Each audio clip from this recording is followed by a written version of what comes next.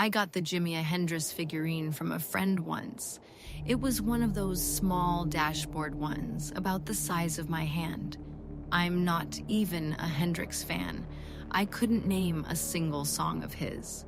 My friend just thought that it looked cool and gave it to me as a gift. I said thanks, stuck it on my dashboard, and didn't think much about it again. A few months later, I was driving home one night from a job site about 2 hours outside of town. It was close to midnight, and the highway was completely empty. I had the radio off and was half zoning out when I saw a figure on the side of the road. It was a man walking asking for a lift. He looked normal enough from what I could see. Normally, I wouldn't stop for anyone that late, but I think out of boredom, I decided to pick him up. He jogged up to the car and spoke through the window. He said, "Thanks, man. I've been out here for hours." His voice was calm, polite even. I unlocked the door and he climbed in. We drove for a bit in silence. After a few minutes, he started talking. He said he was headed to the next town over to see a friend. He asked why I was driving so late, and I told him about the job site. He nodded a lot, but didn't say much. Then out of nowhere, he pointed at the dashboard. "Hey," he said, "you like Hendrix?" I looked over at the figure.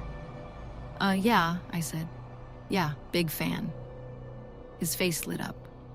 "Man, that's awesome," he said. He smiled and leaned back. "What's your favorite song?" My heart sank.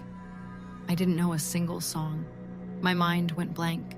I just said, "All of them." He laughed a little. Yeah, they're all good," he said. Then he went quiet for a bit, just staring out the window.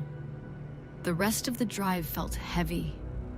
He went inside with a couple of empty cans, shouting to the woman behind the counter about buying extra petrol. I could hear his voice through the glass, and the woman shook her head and pointed to a sign about fuel limits. When he came out, he was shaking. He slammed the cans into the back of the van, his face twisted. He was talking to himself and called the cashier woman some nasty names. At some point, through his mumbling, I heard him say, "She thinks she can tell me what to do.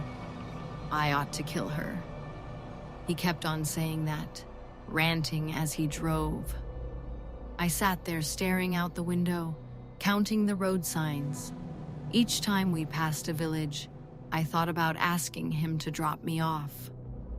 Finally, when we hit a junction that pointed towards my home city, I said, "You can drop me off here, mate. My stop's just off this road." He didn't say anything, just pulled over. I thanked him, climbed out, and started walking before he could change his mind. It was the only time I caught a lift that's ever made me nervous. Years went on, and I completely forgot about my encounter with the man. I was in the kitchen when the news came on. 12 bodies found in Gloucester, with the husband and wife arrested, Fred and Rose West. I remember freezing in place, staring at the screen. They showed his face, that same thick hair. I told myself it couldn't be the same man. So, I later bought a book about the case. I read about what they did.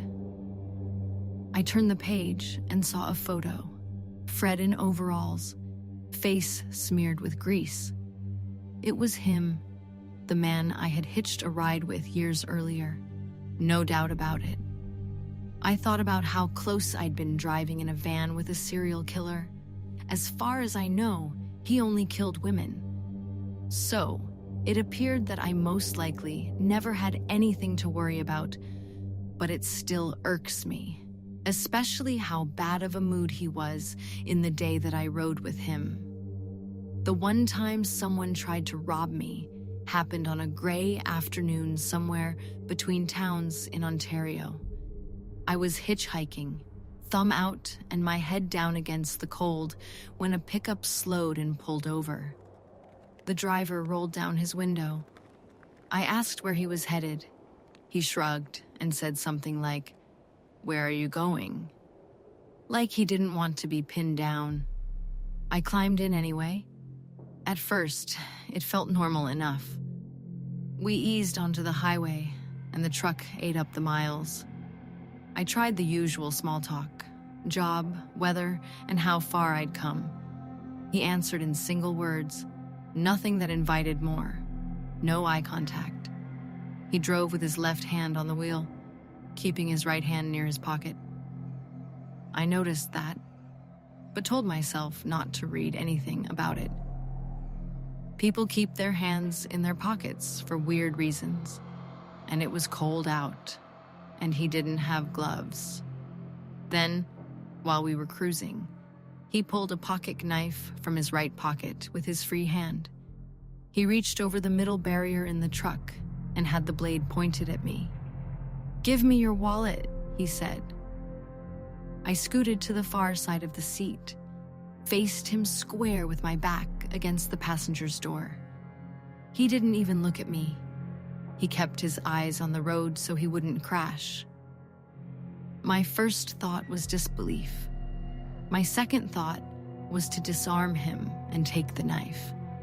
It was actually pretty easy, as he wasn't even looking at me or glancing over. I reached, grabbed his wrist with both hands, and pulled. It was a quick, clean motion. The knife came free before he could tense. I had the blade in my right hand now, pointed back at him, and I could do damage near his waist where he couldn't grab it easily. And I still had his wrist in my left hand.